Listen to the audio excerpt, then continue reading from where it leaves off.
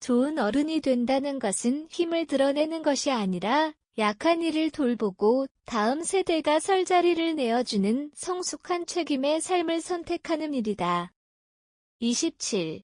우리는 어떤 어른이 되어야 하는가? 우리는 흔히 일정한 나이가 되면 자연스럽게 어른이 된다고 생각한다. 법적으로는 성인이 되고 사회에서는 직책을 맡고 가정을 꾸리고 누군가를 책임지는 위치에 선다.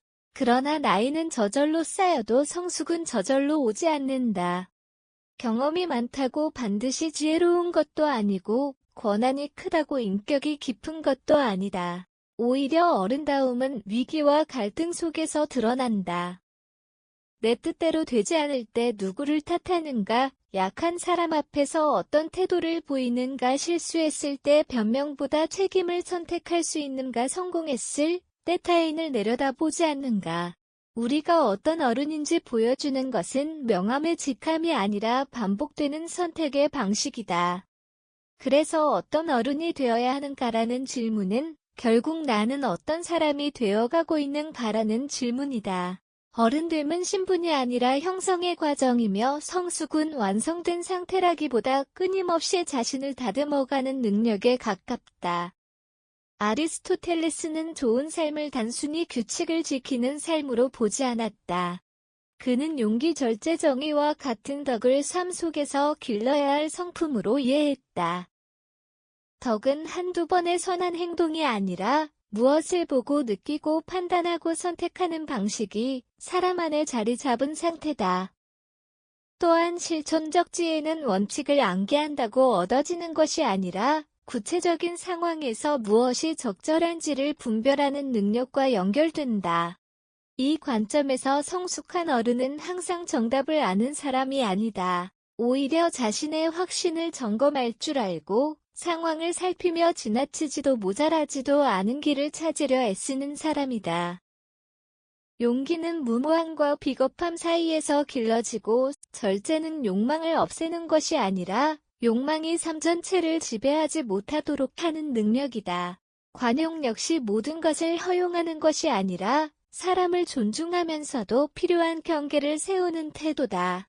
인격은 거대한 선언보다 작은 습관에서 만들어진다.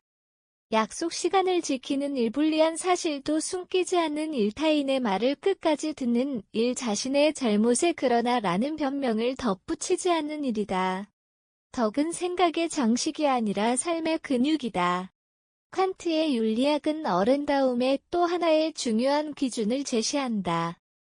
인간은 누구나 다른 목적을 위한 도구로만 취급되어서는 안 되며 그 자체로 존중받아야 한다는 생각이다.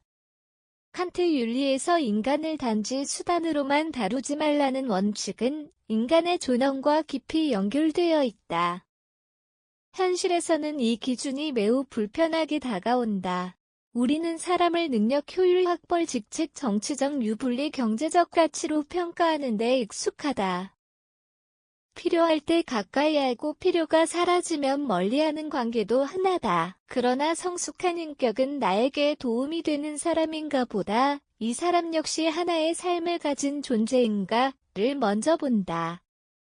가정에서도 마찬가지다. 부모가 자녀를 자신의 성공을 증명하는 수단으로 삼을 때 사랑은 통제로 변하기 쉽다.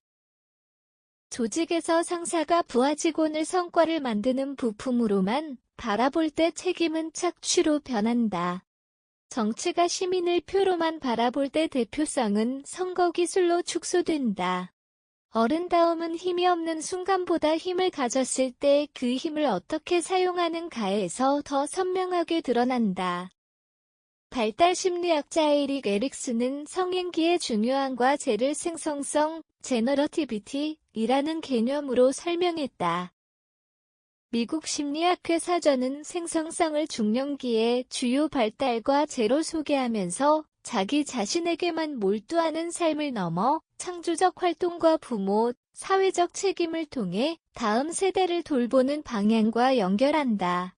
이 개념은 어른의 역할을 잘 보여준다. 성숙한 어른은 자신이 중심에 오래 남으려는 사람이 아니라 다음 사람이 설 수 있도록 자리를 만들어주는 사람이다.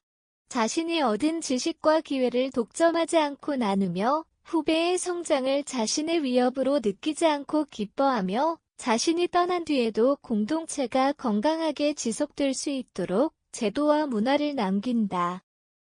좋은 어른은 젊은 세대에게 요즘 사람들은 왜 그러냐고 쉽게 말하지 않는다. 자신이 살아온 시대의 경험이 모든 시대에 적용되는 절대적 기준이 아닐 수 있음을 인정하고 다른 세대가 살아가는 조건을 이해하려 노력한다. 그렇다고 모든 것을 젊은 세대에 맞추는 것도 아니다. 자신이 경험을 통해 얻은 지혜를 강요가 아니라 대화의 언어로 건넨다. 성숙은 영향력을 포기하는 것이 아니다. 영향력을 지배가 아닌 돌봄의 방식으로 사용하는 것이다.